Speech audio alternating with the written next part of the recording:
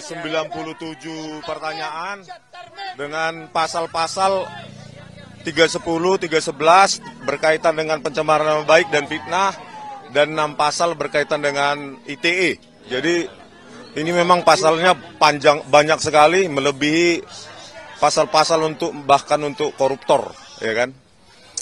Saya tadi ditanyakan sejumlah pertanyaan yang berkaitan dengan metode-metode ilmiah yang saya kaji, tetapi ada sejumlah jawaban, sejumlah pertanyaan yang saya tidak berkenan untuk saya jawab, ya, karena itu berkaitan nanti dengan hal-hal teknis, bagaimana saya mengkaji secara ilmiah apa yang saya teliti berkaitan dengan ijazah, lembar pengesahan Pak Joko Widodo yang kami dapatkan langsung dari UGM maupun dari ijazah yang diupload oleh saudara Dian Sandi, ya, itu. Berarti hari ini dipanggil sebagai terundang, memenuhi undangan klarifikasi, ya. Belum terlapor. Klarifikasi tentang berkaitan dengan pelaporan oleh Pak Joko Widodo, ya, pada tanggal 30 April, ya, Pak. 30 April 2025. 97. Ya, naik, ya. Tadinya 70, naik 97. 97 totalnya, ya, pertanyaan. Banyak sekali. Iya. Iya. Ya, terkait dengan akun X saya juga, ya, akun X @sianiparismon, dan akun diskusi saya dengan Pak Roy Suryo di Diskursus, ya, di Diskursus.net. Berikut juga dengan sejumlah video saya di akun saya di Balige, akun YouTube Balige Academy, di mana saya mengkaji, menganalisa lembar pengesahan dan skripsi, lembar pengesahan skripsi dari Pak Joko Widodo, ya, terkait dengan algoritma yang saya gunakan, metode-metode, ya. Jadi saya, ya, terangkan sedikit yang dibutuhkan gitu, Pak. Kemudian artinya kan bukan menjadi terlapor. Nah, ini sebenarnya terlapornya ini siapa, sudah diungkap apa belum dari penyidik Polda Metro Jaya? Belum ada, ya, masih dalam tahap diselidiki sepertinya siapa terlapornya. Tapi untuk dari Joko Widodo melaporkan orang-orangnya, nama-namanya berarti siapa? Saya tidak tahu, belum ada, ya. Dalam laporannya Pak Jokowi kan dalam kronologisnya disebutkan nama, salah satunya adalah nama abang itu, bagaimana, Bang? Inisial mungkin, ya, inisial RS. Tidak jelas siapa. Nah, siapa RS itu kita masih belum tahu, ya. Ya.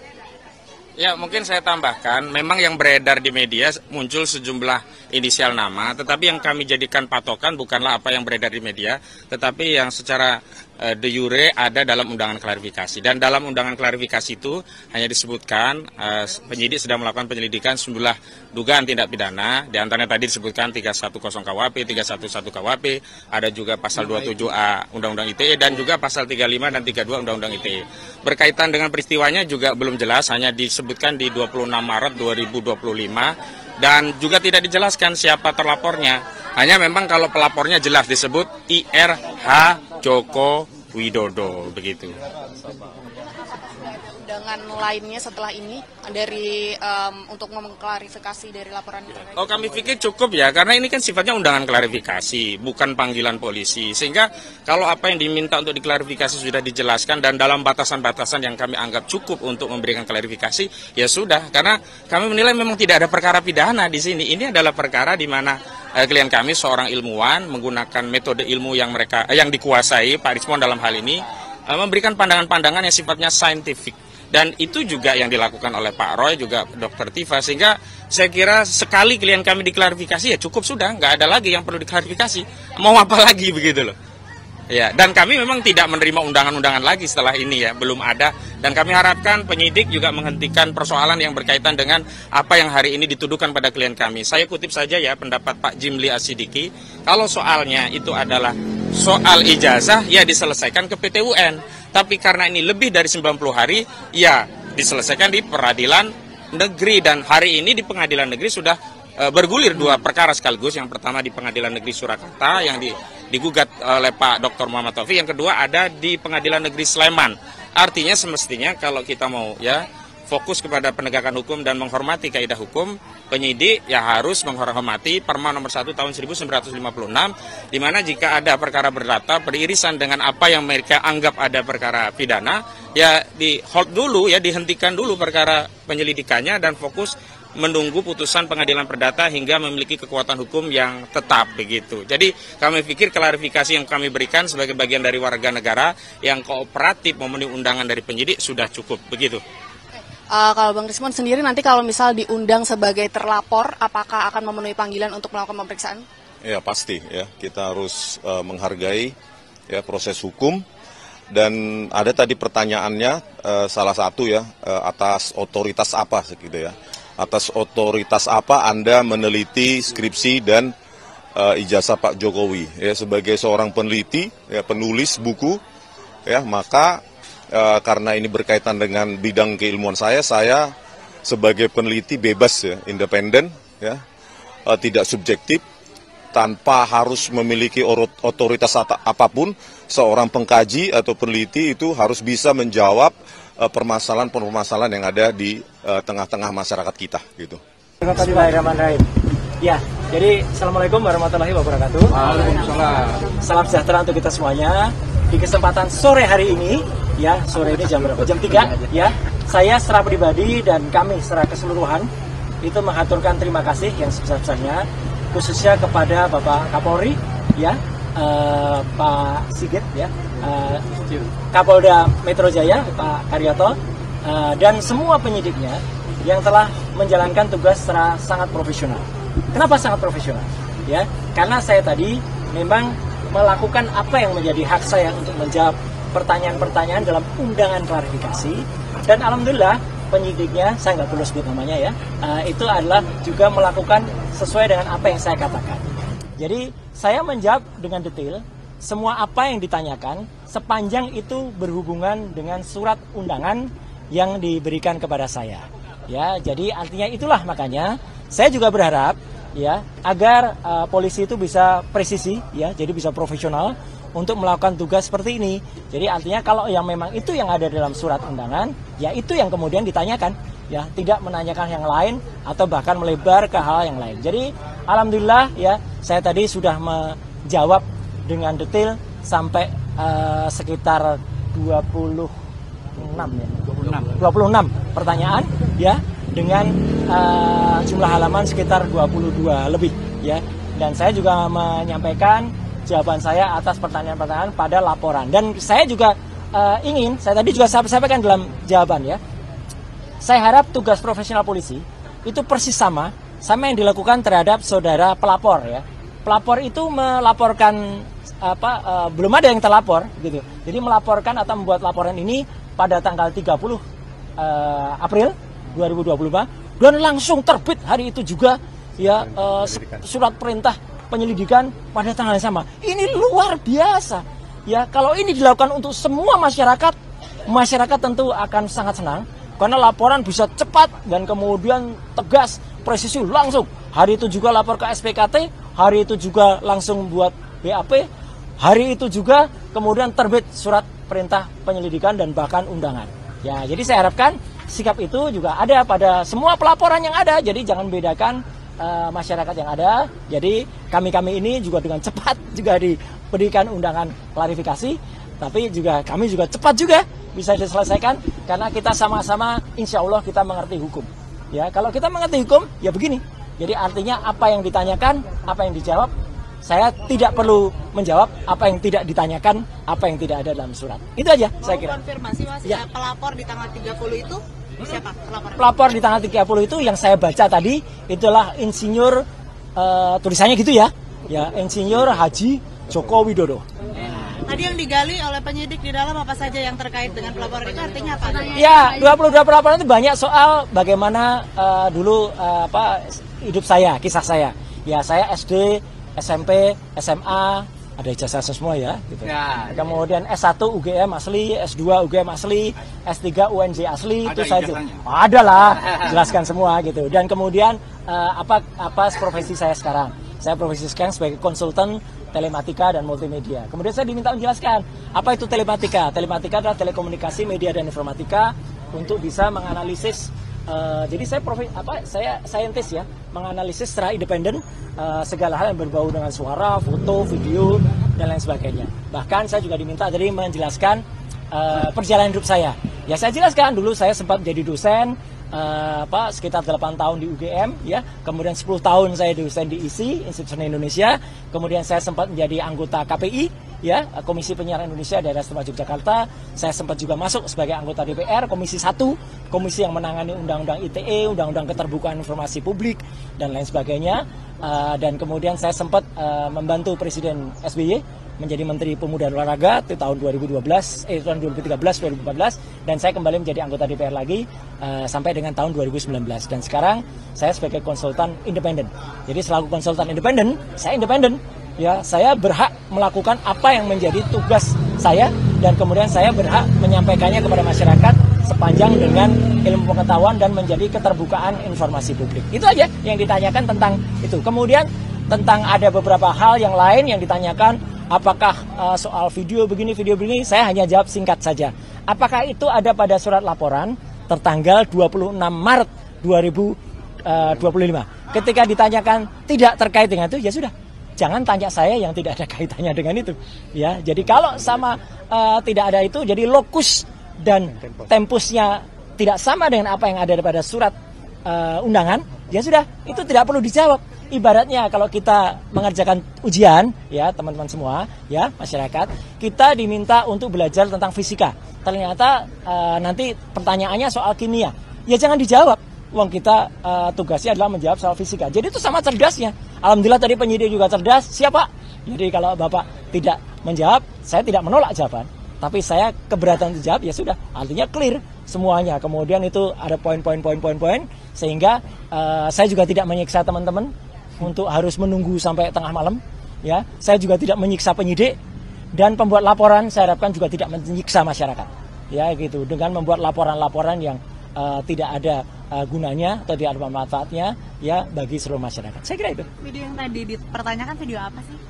Video yang tadi dipertanyakan ya karena saya nggak lihat lagi karena saya dipertanyakan nggak ada hubungannya dengan itu ya nggak perlu saya jawabkan.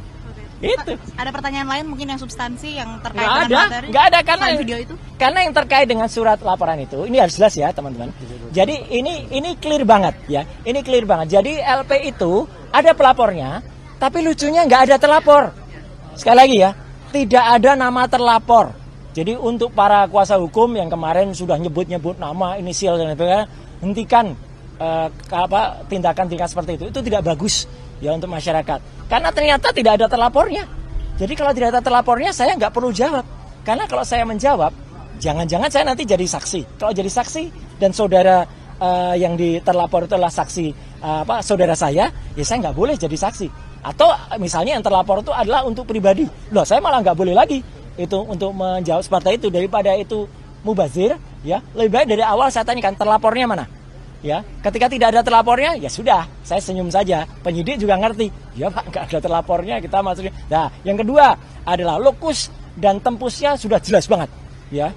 Terjadi di Jakarta Selatan nggak ada Rabunya, tapi tanggal 26 Maret 2025. Udah. Sepanjang tidak ada pertanyaan soal itu, ya nggak perlu kita jawab, ya, karena itu pertanyaannya menyangkut soal itu. Kemudian yang paling penting lagi, saya juga mempertanyakan, ini kan ada pasal, ya, di samping pasal 311, 310, 27 ayat A, ada juga pasal yang mau dimasukkan ke dalamnya, ya, pasal yang diselundupkan, saya nggak tahu menyelundupkan siapa, ya gitu. Itu pasal 32 dan 35 Undang-Undang ITE.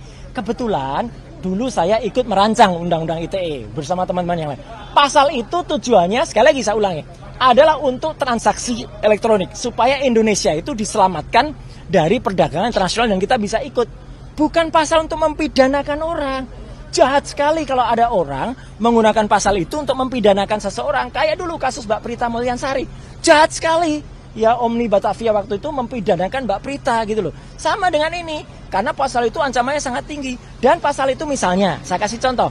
ada orang ya mentransfer 1 juta. Kemudian dalam bukti transfernya saya ubah jadi 10 juta.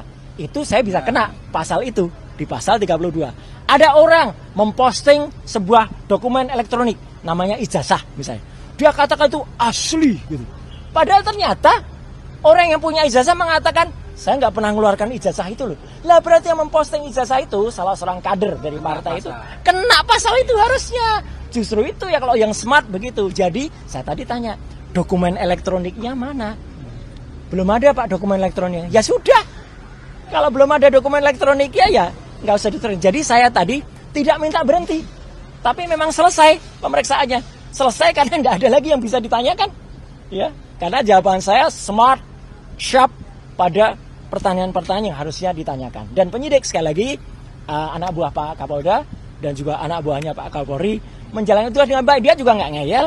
Ya, dia katakan, oh iya Pak. Baik Pak, kalau profesional dan malah kita kasih kuliah tadi panjang Mirga ngobrol di dalam bagus sekali dan juga bagus jam 12 tadi saya diberi waktu untuk sholat zuhur, makan, sholat, kemudian juga hari ini begitu sudah selesai udah di print clear, semua sudah saya teken tanda tangan ya, dan saya berharap hal yang sama terjadi pada teman-teman yang mungkin ikut diundang ya. Saya harapkan mereka menjawab dengan sharp and clear and clean dan smart gitu. Tadi next agenda kira-kira ada di belum ada. Karena selesai. Karena pemeriksaan saya selesai. Saya tidak minta berhenti atau dihentikan tidak. Ya, Anda tahu teman-teman, saya alhamdulillah sehat walafiat ya gitu jasmani, meskipun rohani saya tadi juga bilang di dalam. Saya rohani agak lihat ini apa ini pasal kok banyak sekali kayak gini. Ya, gitu. Jadi kita juga berhak menanyakan loh. Jadi teman-teman, kalau diundang, itu jangan seperti tiba-tiba kita dituduh sesuatu yang nggak jelas pasalnya. Pasalnya kita pertanyakan. Kebetulan pasal-pasal itu saya ikut membuat dulu. Saya jelaskan ini loh maksudnya begini. Di naskah akademiknya ini loh. Jadi harus ngerti pasal itu. Bukan asal kemudian ada pasal ini dipakai untuk mempidanakan orang. Jangan sampai ya. Jangan kita malah justru memiliki mens rea atau niat kurang baik untuk mempidanakan orang. Hati-hati. Mas Roy, siapa lagi yang diperiksa? Masih ada Dr. Tifa di dalam. Dan moga-moga Dr. Tifa juga sama, moga-moga bisa smart dan clear dan menjawab. Tapi ya kita berdoa saja dan moga-moga kalau ada teman-teman yang lain ya, saya berharap tidak banyak lagi yang harus dibuat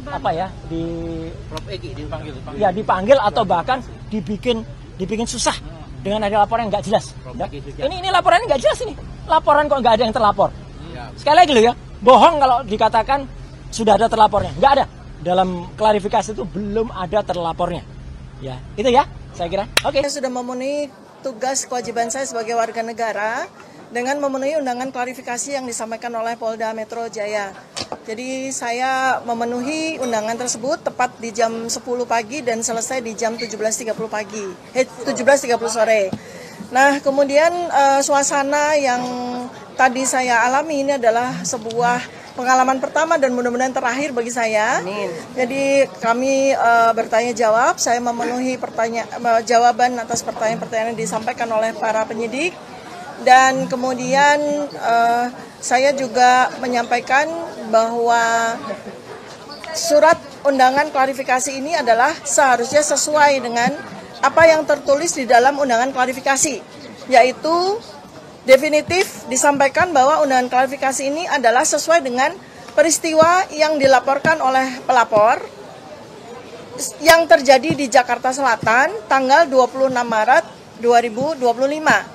Tetapi sayangnya saya berkali-kali minta klarifikasi, minta penjelasan tentang apa sebetulnya peristiwa yang terjadi di tanggal 26 Maret 2025 tersebut, sampai dengan terakhir saya tidak mendapatkan sebuah jawaban. Ya. Jadi 90% lebih, hampir 100% pertanyaan-pertanyaan yang disampaikan oleh penyidik sama sekali tidak ada kaitannya dengan peristiwa tanggal 26 Maret 2025 di Jakarta Selatan. Ya. Dan karena itu saya juga menggunakan hak saya untuk tidak menjawab pertanyaan-pertanyaan yang tidak relevan dengan isi substansi dari undangan klarifikasi ini. Ya, tetapi saya tentu saja harus memberikan apresiasi yang jujur ya kepada Polda, anggota-anggotanya, memberikan saya akomodasi fasilitas pelayanan dan dan penerimaan dengan sangat baik. Termasuk di awal saya sudah meminta bahwa saya bersedia sampai jam 17. Ternyata alhamdulillah dipenuhi. Sehingga semua pertanyaan bisa kita perlakukan dengan baik gitu ya. Dan cukup ya, artinya pas sekali waktunya. Nah, jadi itu yang barangkali mungkin bisa saya sampaikan. Jadi kembali lagi bahwa saya tegaskan bahwa pertanyaan yang diberikan pada saat klarifikasi tadi sama sekali tidak ada yang relevan dengan substansi dari surat undangan ini. Tidak sama sekali tidak menyentuh apa yang sebetulnya terjadi di tanggal 26 Maret 2025 ini ya. Demikian yang bisa saya sampaikan.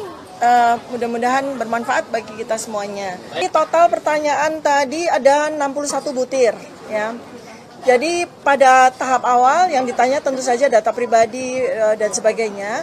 Tetapi setelah masuk kepada pertanyaan yang saya kira itu ada kaitannya dengan peristiwa yang disebutkan di dalam surat ini, ternyata dari nomor kesekian sampai terakhir itu sama sekali tidak ada kaitannya dengan peristiwa yang terjadi di tanggal 26 Maret 2025. Jadi pertanyaan-pertanyaannya itu lari semua dari tanggal tersebut. Ya, pertanyaannya sama sekali tidak relevan dengan tanggal 26 Maret. Saya sendiri tidak tahu gitu ya. Karena di tanggal 26 Maret 2025 saya kerja seperti biasa begitu kan. Sama sekali tidak ada peristiwa yang saya hadiri dan sebagainya gitu. Tetapi memang pertanyaannya sama sekali tidak ada sedikit pun tidak ada kaitannya dengan tanggal 26 Maret 2025 itu. Saya sama sekali tidak tahu apa peristiwa yang terjadi di Jakarta Selatan tanggal 26 Maret 2025 sehingga peristiwa itu begitu besarnya sehingga dilaporkan oleh saudara Insinyur Haji Joko Widodo. Sama sekali saya tidak memahami. Gitu. Ya.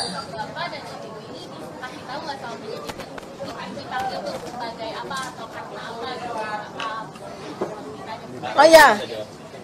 Baik, ya saya bertanya tentu saja ya atas 3 pertanyaan penting karena itu 3 pertanyaan itu ada di surat undangan ini ya. Satu tentang saya sebagai apa gitu ya. Karena di sini kan sudah ada jelas penyidik adalah Polda Metro Jaya.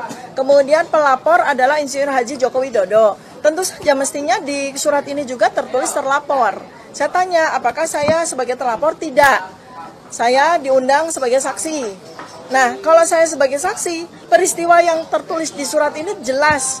Peristiwa di Jakarta Selatan 26 Maret 2025 di mana saya sama sekali tidak tahu peristiwa itu. Saya tidak hadir pada peristiwa apapun itu. Sehingga semestinya saya tidak layak menjadi saksi kan? Seperti itu ya. Tetapi ya saya tetap melayani dengan baik ya semua pertanyaan-pertanyaan tersebut. Ya. Saya sudah berkali-kali dalam 7,5 jam itu bertanya, ya peristiwa apa yang terjadi di Jakarta Selatan 26 Maret 2025 tidak dijawab juga, sama sekali tidak dijawab. Kemudian saya juga bertanya berkali-kali siapa terlapor, juga tidak dijawab.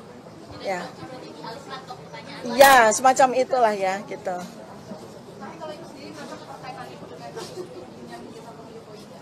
Ya, saya merasa tidak ada kaitannya ya. Artinya kalau ini berkaitan dengan pasal-pasal ini ya tentu saja saya tidak ada kaitannya sama sekali gitu. Karena kalau sudah menyangkut pasal-pasal seperti ini harusnya ada sebuah barang kan, semacam bukti yang kita klarifikasi kan terhadap barang itu gitu. Tapi ini sama sekali nggak ada. Bahkan peristiwanya saja apa saja tidak dijawab, apalagi bukti apa. Sehingga mestinya saya sebagai dokter kan harus ada barangnya gitu kan, harus ada sesuatu physically yang saya lihat dan kita sama-sama berdiskusi tentang itu, tapi peristiwanya saja tidak ada apalagi barangnya gitu ya. Demikian.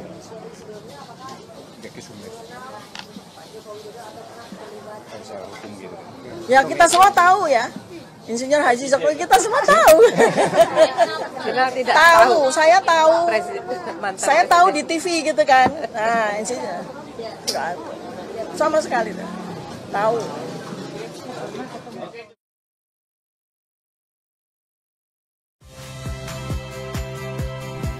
Saya Yasir Neneama.